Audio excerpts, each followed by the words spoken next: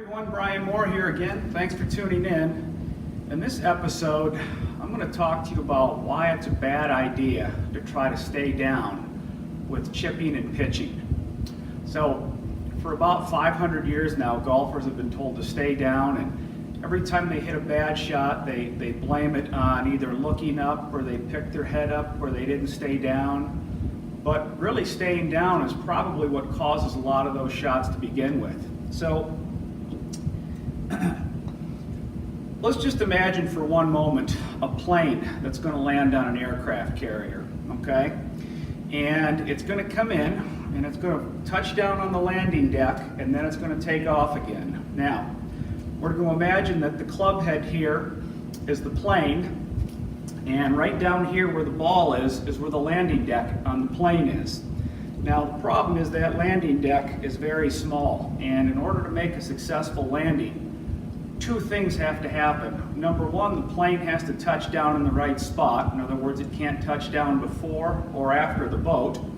And number two, it's got to approach that landing deck at just the right angle. If it comes in too steep, it's going to nosedive and crash, and if it comes in too level, well, it might not ever actually touch down. So, in order for that to happen, when we're chipping and pitching, we have to get that club to flatten out a little bit at the bottom. So for instance, if I set up here to hit a chip or a pitch, and I'm trying to stay down, okay? I'm staying down, the club is traveling down, down, down, down, down, down, down. Well, if nothing's there to get it back up in the air again, we're gonna have some problems. So what essentially happens is the plane keeps going down too steep here and it nosedives and crashes, and that's when we get the club that's stuck in the ground and hit it fat. Or the pilot, which is you, senses that we're going down too steep, and what does the pilot do? He has to pull up, pull up, pull up, and you can see what happens there is that the elbows fold and separate, and that changes the radius of my swing, okay?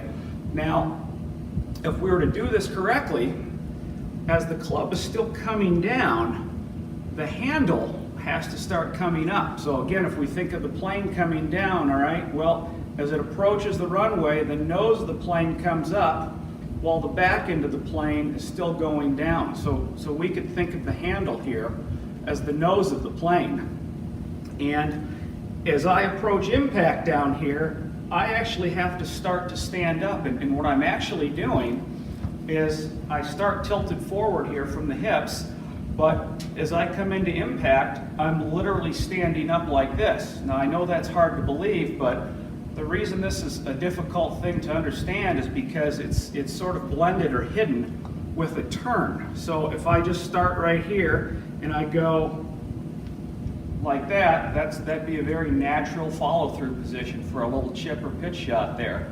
So I'll do that again. Now, if I didn't stay down, or I'm sorry, if I didn't come up, I would look like this. Okay? So I don't think you've seen too many guys on television that hit chip and pitch shots that finish like this.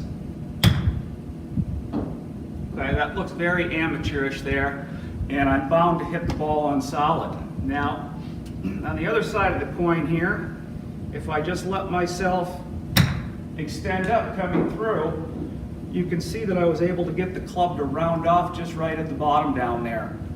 So, hopefully for all of you out there who have been brainwashed into thinking that you have to stay down, I'm hoping this will be a little bit of an eye-opener on why trying to stay down is a bad idea. And this actually goes for the full swing too as well, but we'll save that for another video. So thanks very much for tuning in, and we'll see you again soon.